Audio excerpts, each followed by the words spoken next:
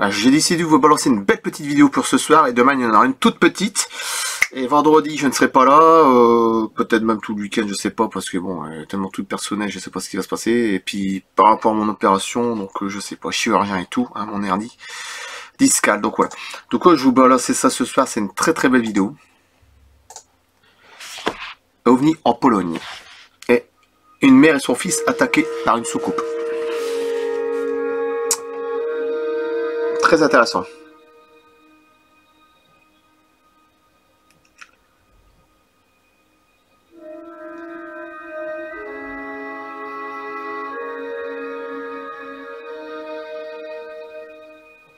Voilà.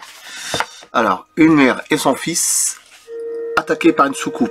Arek Miazga a enquêté sur un incident déroutant au cours duquel une mère et son fils ont été attaqués par un ovni en 1984 dans le quartier de à Resso, c'est dur à dire. C'était en été et Madame Danuta, alors âgée de 29 ans, avait décidé d'emmener son fils de 2 ans jouer dans un terrain de jeu situé à côté d'un petit bosquet. Écoutez bien.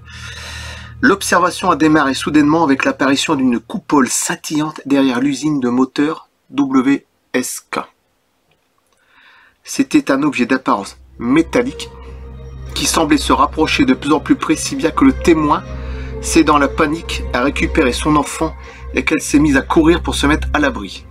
Trouvant refuge derrière un arbre, elle a alors observé un spectacle pour le moins insolite.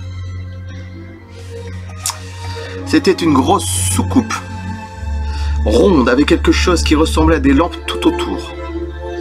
Sauf que ces lampes n'émettaient pas de lumière. L'objet a touché la cime des arbres et a même fait tomber des feuilles. Le bruit qu'il dégageait est devenu insupportable et donnait l'impression qu'il allait s'écraser. L'objet a effectué un cercle au-dessus du secteur puis s'est mis à faire du surplace.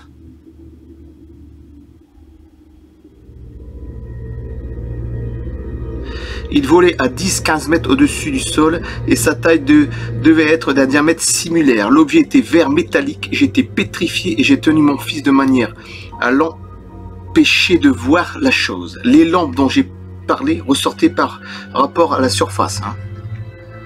Tout cela n'a duré que quelques secondes. Pour résumer, il est venu et il a fait un cercle au-dessus du secteur, puis il est reparti.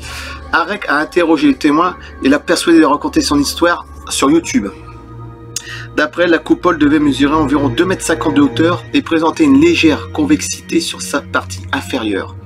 Il est intéressant de noter que l'OVNI a émis un bruit sonore et qu'il a également provoqué des dégâts au niveau de la cime des arbres. Déjà. Donc il y a traces, tout ça, etc. Bon, il y a preuve. L'objet en a en doute changé de couleur pour devenir vert et certains ufologues y ont vu une tentative de camouflage.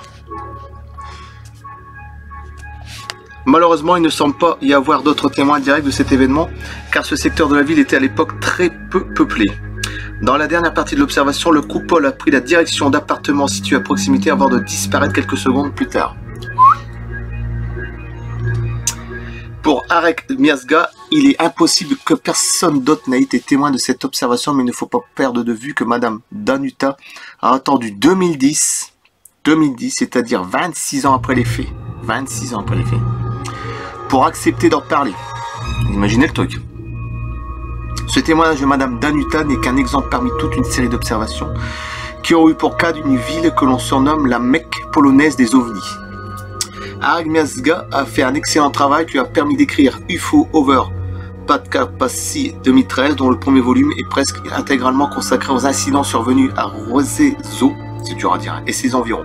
Il s'avère que la plupart de ces cas sont très voisins les uns des autres.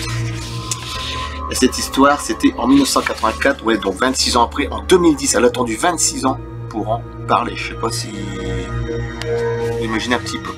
Alors c'est un passage très intéressant. Je voulais poster ces petites vidéos là. Sur un coltique déjà, il y a voilà, une mère et son fils attaqués par une soucoupe. Et c'est OVNI en Pologne. Alors je continuerai avec tous les autres livres évidemment. J'en ai tellement derrière ça. Voilà. Ce que vous voulez. Voilà, j'en ai une patate. Voilà. Et je vais couper là. Et à bientôt. Merci. Demain soir, une petite vidéo, une grande vidéo, j'en sais rien. Vendredi, je pense qu'il n'y en aura pas du tout. Je coupe. À bientôt.